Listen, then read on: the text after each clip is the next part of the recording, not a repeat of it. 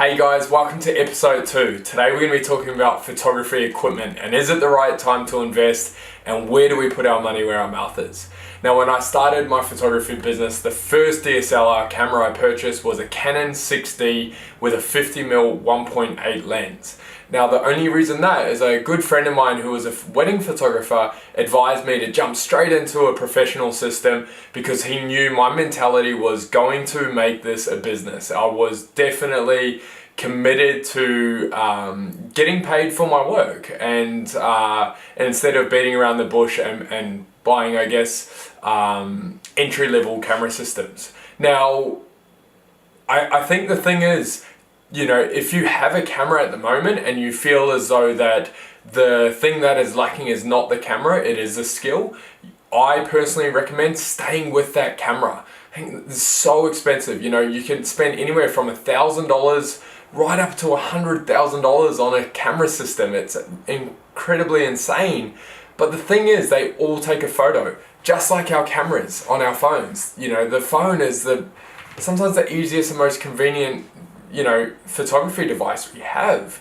But if you are starting out and you're thinking, look, it may be time to upgrade, first I want you to answer the question is, have you passed the level of camera that you have? So is your skill exceeding what you have? Are you going to be getting paid for your work? Are clients going to be wanting high resolution images, or can you provide a great service with what you have? I think the biggest thing is, if it is a business, obviously people want quality, and with better cameras, more expensive cameras, generally you're going to get a little bit better quality and larger image files.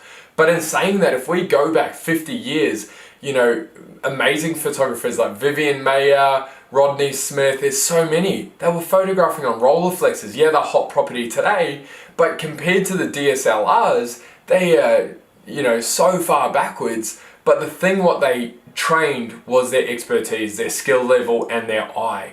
You know, amazing photographers out there can photograph a wedding with a phone and do an amazing job to tell a story.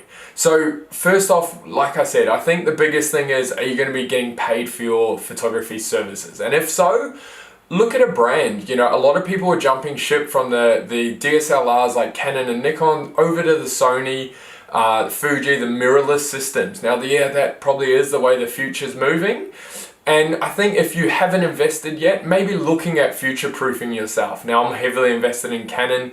I currently photograph with Canon 5D Mark IVs, 50mm and 35mm lenses. Now, it's taken me like 4 years to work out exactly what lenses suit my style of photography. I've had everything from the zoom lenses, macros, etc. So it's gonna be trial and error. There is no, everyone uses a 50mm, this is exactly what I want. I think the thing is, you have to make the mistakes first. Unfortunately, sometimes they can be very expensive. So renting equipment, borrowing equipment, really just working it. So if you're renting a lens for a week to see if a 24 to 70 is really, you know, your cup of tea, photographing on all day, every day, find what works for you.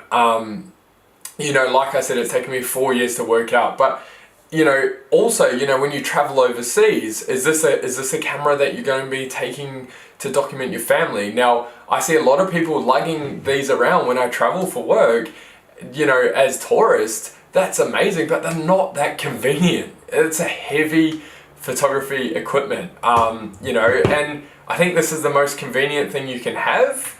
And, you know, I think the thing is that if you're investing into a big DSLR system and you're sticking on auto, there's no point. You know, like if you're enjoying it, that's great. I'm not one to take away that limelight, but in the end of the day, it's a lot of money invested into something that, you know, the phone is a lot quicker. Now, when I travel, I shoot film, so this is the little camera I take, which is a Leica M6, 35mm. Super convenient for me, and I love it how it slows me down being film. And we'll talk about film in upcoming episodes.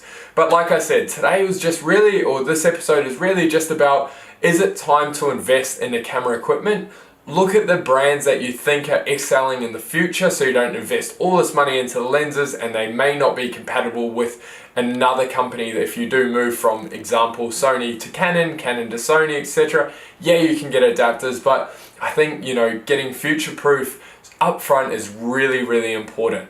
And like I said, improve the skill set before the camera, improve the eye before the camera, and improve the knowledge before the camera.